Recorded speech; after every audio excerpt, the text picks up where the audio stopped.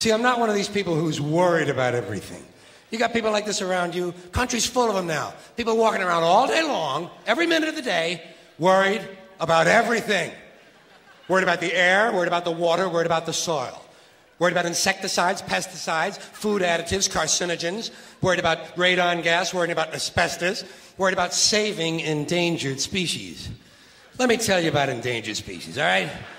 Saving endangered species is just one more arrogant attempt by humans to control nature. It's arrogant meddling. It's what got us in trouble in the first place. Doesn't anybody understand that? Interfering with nature. Over 90%, way over 90% of all the species that have ever lived on this planet, are gone. They're extinct. We didn't kill them all. They just disappeared. That's what nature does. They disappear these days at the rate of 25 a day. And I mean regardless of our behavior. Irrespective of how we act on this planet, 25 species that were here today will be gone tomorrow. Let them go gracefully. Leave nature alone. Haven't we done enough? We're so self-important. So self-important. Everybody's going to save something now. Save the trees, save the bees, save the whales, save those snails. And the greatest arrogance of all, save the planet. What? Are these people kidding me? Save the planet? We don't even know how to take care of ourselves yet. We haven't learned how to care for one another. We're going to save the planet? I'm getting tired of that. Tired of that. Tired. I'm tired of Earth Day. I'm tired of these self-righteous environmentalists, these white bourgeois liberals who think the only thing wrong with this country is there aren't enough bicycle paths. People trying to make the world safe for their Volvos. Besides, environmentalists don't give a about the planet. They don't care about the planet. Not in the abstract, they don't.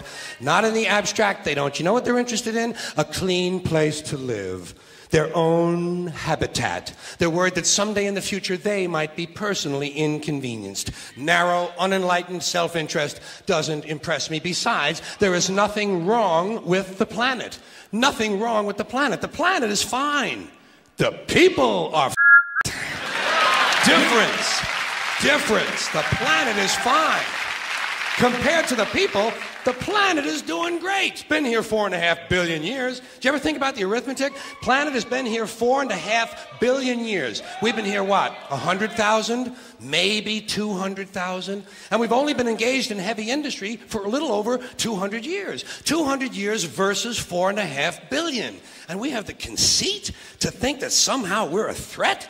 That somehow we're going to put in jeopardy this beautiful little blue-green ball that's just a-floating around the sun? The planet has been through a lot worse than us. Been through all kinds of things worse than us. Been through earthquakes, volcanoes, plate tectonics, continental drift, solar flares, sunspots, magnetic storms, the magnetic reversal of the poles, hundreds of thousands of years of bombardment by comets and asteroids and meteors, worldwide floods, tidal waves, worldwide fires, erosion, cosmic rays, recurring ice ages, and we think some plastic bags and some aluminum cans are going to make a difference? The planet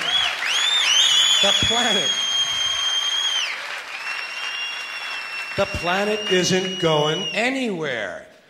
We are. We're going away. Pack your shit, folks.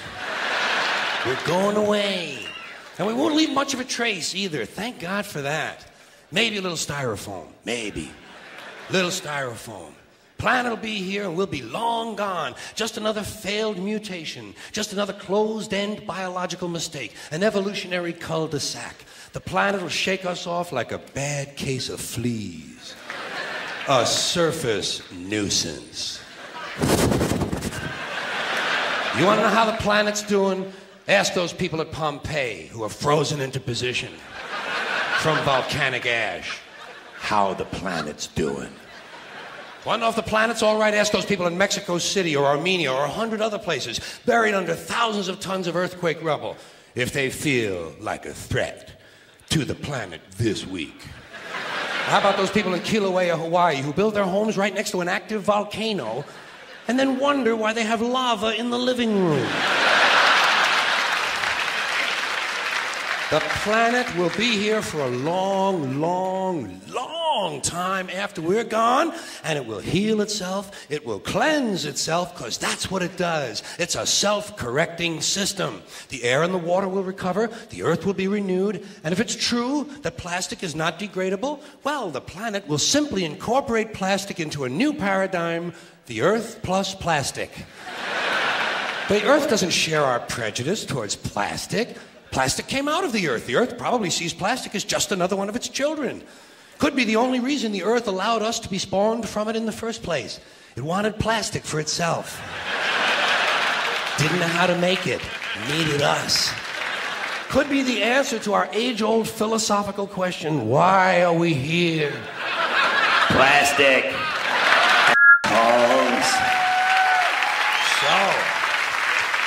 So, the plastic is here, our job is done, we can be phased out now, and I think that's really started already, don't you? I mean, to be fair, the planet probably sees us as a mild threat, something to be dealt with, and I'm sure the planet will defend itself in the manner of a large organism, like a beehive or an ant colony can muster a defense. I'm sure the planet will think of something. What would you do if you were the planet trying to defend against this pesky, troublesome species? Let's see, what might... viruses. Viruses might be good. They seem vulnerable to viruses.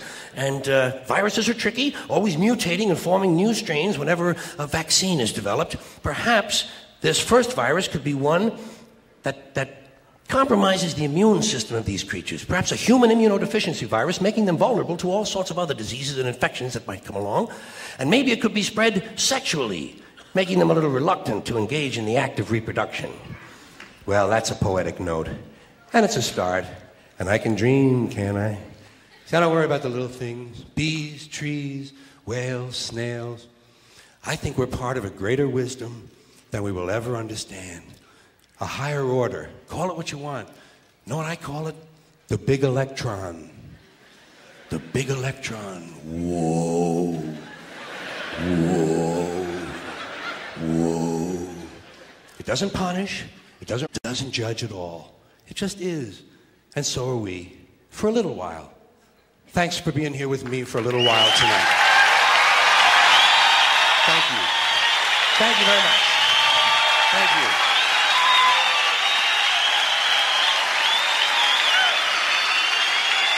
Thank you. You in New York City, take care of yourself. Take care of yourself. And take care of somebody else. Thank you. Good night.